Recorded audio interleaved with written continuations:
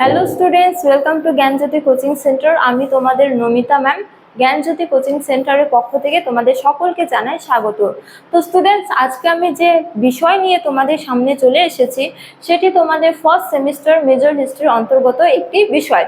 তো আলোচনা শুরু করার পূর্বে বলে রাখি, তোমরা যারা আমাদের সাথে যুক্ত হতে চাইছো তারা কিন্তু কর্নারের এই দুটো নাম্বারের মধ্যে যে কোনো একটিতে যোগাযোগ করে আমাদের সাথে যুক্ত হতে পারো। এছাড়া বলে রাখি যে আমাদের এখানে কোর্স ফি কিন্তু খুবই সীমিত, অর্থাৎ আমাদের এখানে টোটাল কোর্স ফি হলো 499। ঠিক আছে, তো তোমরা যারা আমাদের সাথে যুক্ত হতে চাইছো তারা কিন্তু যুক্ত হতে পারো। চলো এবার আমরা আলোচনা শুরু করি। তো আজকের আলোচনা হলো আন্ডারস্ট্যান্ডিং অফ ভারতবর্ষা বা ভারতবর্ষের বোধগম্যতা। ঠিক আছে, তো আজকে আমরা যে বিষয় নিয়ে আলোচনা করব তা হলো ভারতবর্ষ শব্দের অর্থ, এছাড়া ভারতবর্ষের বিভিন্ন নামকরণ, তারপর ভৌগোলিক অবস্থান, এছাড়া হচ্ছে যে ভারতবর্ষের নাগরিক সমূহ নিয়ে। তো চলো এবার আমরা শুরু করি। তো বলছে যে ভারতবর্ষ শব্দের অর্থ, এক্ষেত্রে বলা হয় যে ভারতবর্ষ হলো আমাদের দেশ ভারতের এক প্রাচীনতম নাম। ঠিক আছে, তো এই ভারতবর্ষটি দুটি অংশ নিয়ে বিভক্ত, যথা ভারত এবং হচ্ছে যে বর্ষ। তো ভারত হচ্ছে যে কোনো এক রাজার নাম থেকে এসেছে ভারত। ঠিক আছে, এরপর হচ্ছে যে বর্ষ। বর্ষ কথাটির অর্থ হলো অঞ্চল বা দেশ। ঠিক আছে, তো এরপর আমরা আলোচনা করব ভারতবর্ষের বিভিন্ন নামকরণ নিয়ে।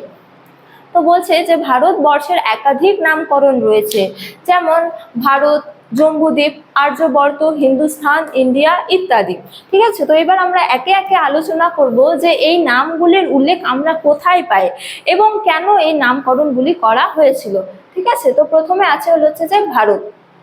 তো ভারত নামটির সর্বপ্রথম উল্লেখ আমরা পাই ঋগ্বেদে, এবং ঋগ্বেদে প্রসঙ্গত বলা হয়েছে যে কোনো এক রাজা, কোনো এক পৌরাণিক রাজার নাম ছিল ভরত, এবং তার নাম থেকে আমাদের দেশে নামকরণ করা হয়েছিল কি ভারত।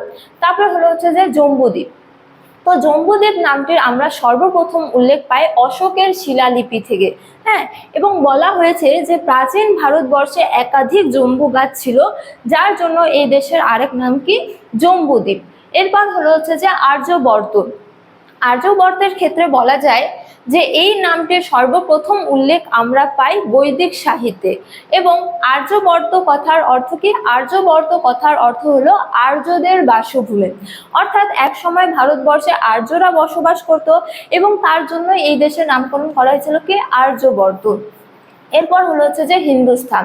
হিন্দুস্তানের ক্ষেত্রে বলা হয়েছে যে পারস্যরা যখন এদেশে বাণিজ্য করতে এসেছিল তখন তারা ভারতের এক অন্যতম নদী সিন্ধুকে হিন্দু উচ্চারণ করত, এবং এখান থেকে তারা এদেশের নাম দেয় কি হিন্দুস্তান।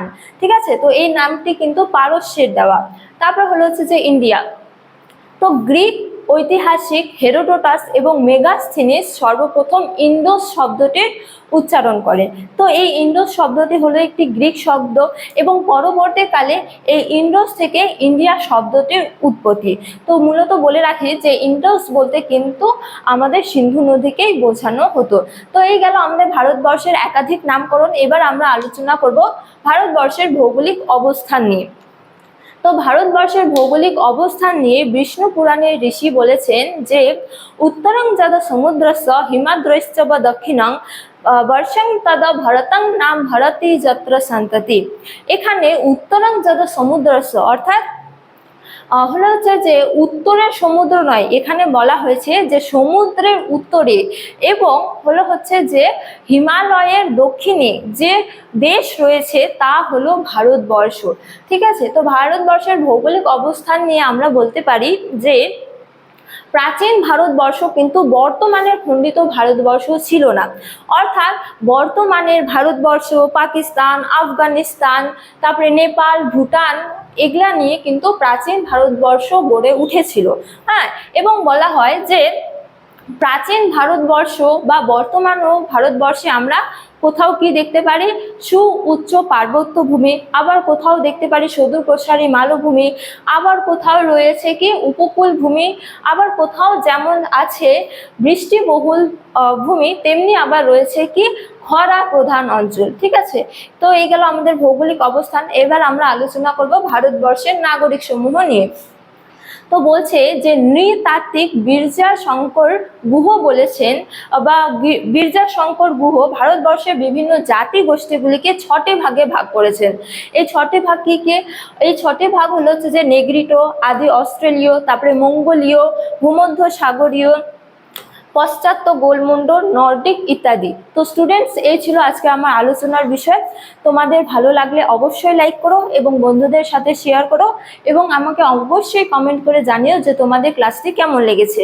তো তোমাদের সাথে দেখা হবে অন্য এক ভিডিওতে অন্য এক টপিক নিয়ে। ততক্ষণ ভালো থাকো, সুস্থ থাকো। Thank you.